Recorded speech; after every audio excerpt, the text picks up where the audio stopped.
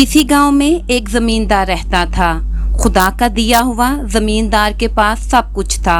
गाय और भैंसों के अलावा इसके पास एक अच्छी नस्ल का बैल और एक गधा भी था।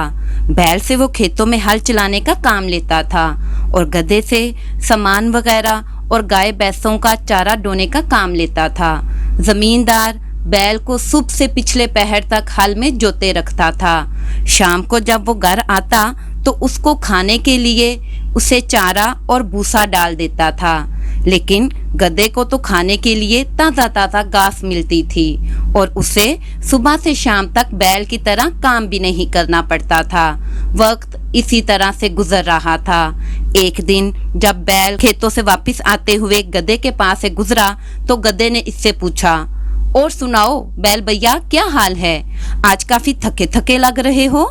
बैल ने जवाब दिया, आज मुझे बहुत काम करना पड़ा है। सुबह से शाम तक खेतों में हल चलाते रहो। खैर, अपनी अपनी किस्मत है, बैल ने ठंडी आह भरते हुए कहा। गधा ये सुनकर चुप रहा और बैल अपने थान की तरफ चला गया। जहां बैल बंधा करता था वहां जमींदार को अपने नौकर के लिए घर बनवाना था। लिहाजा कुछ दिनों बाद जमींदार ने बैल के लिए भी गधे के पास ही खुरली बनवा दी। जब दोनों को वक्त मिलता एक दूसरे से बातें भी कर लेते।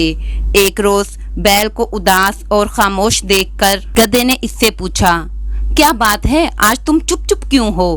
कोई बात ही करो। बैल ने कहा, क्या बात करूं, आज फिर मुझे सुबह से शाम तक खेतों में हल के लिए जोता गया है और मैं बहुत थक गया हूं। गधा कहने लगा, सच जानो, तुम्हारी जो दुर्गत बनती है ना, वो देखकर मुझे बहुत दुख होता है, लेकिन मुझे अफसोस है मैं तुम्हारा दुख बांट नहीं सकता। बैल बोला, तुमने सच कहा, दुख तो कोई किसी का नहीं बांट सकता, लेकिन तुम मुझे कोई मशवरा तो दो, इस मुसीबत से मेरी जान कैसे छूटेगी और मैं भी 2-4 दिन ही आराम कर लूं। कुछ देर सोचने के बाद गधे ने कहा, मुझे एक तरकीब सूझी है, इस पर अमल करोगे तो 5-7 रोज के लिए तो बच ही जाओगे। कहो तो बताऊं? बैल जल्दी से बोला, निक्की और पूछ पूछ, बताओ क्या तरकीब है। गधे ने बताया, तुम यूं करो, जब हल वाला तुम्हें हल में जोतने के लिए लेने आए तो तुम सर झुकाकर और आंखें बंद करके खड़े हो जाना।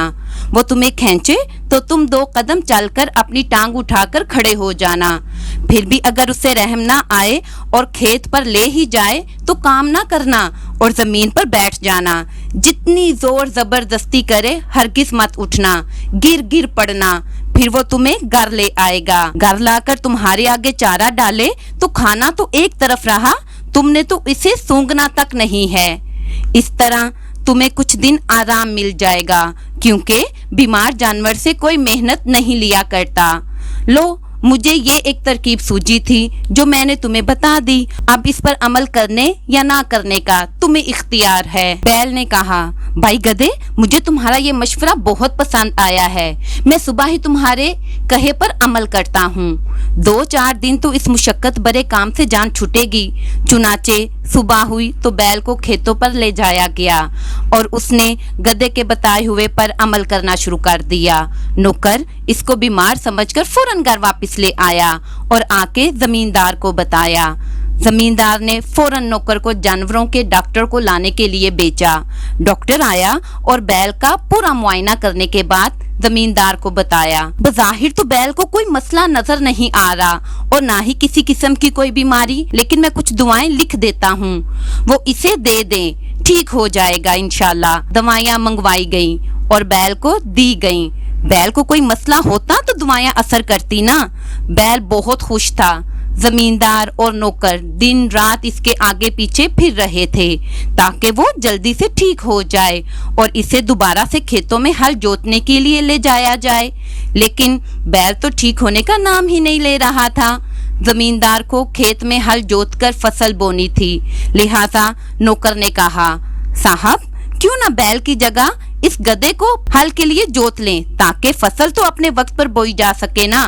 जमींदार को नौकर का ये ख्याल बहुत पसंद आया। लिहाजा जब सुबह हुई तो बैल की जगह गधे को मजबूरन हल के लिए जोता गया। गधे का काम था सामान ढोना, ना कि खेत में हल चलाना, इसलिए गधा जल्द ही बहुत थक गया, लेकिन फिर भी हाँफते कांपते इसने सुबह से शाम तक खेतों में हल चलाया। शाम को जब गधा घर आया तो उसका जोड़ जोड़ दुख रहा था। अगले दिन बैल को फिर बीमार देखकर गधे को हल जोतने के लिए खेत में ले जाया गया। आज तो गधे की हिम्मत जवाब दे गई थी, लेकिन मरता क्या ना करता हल में जुटा रहा।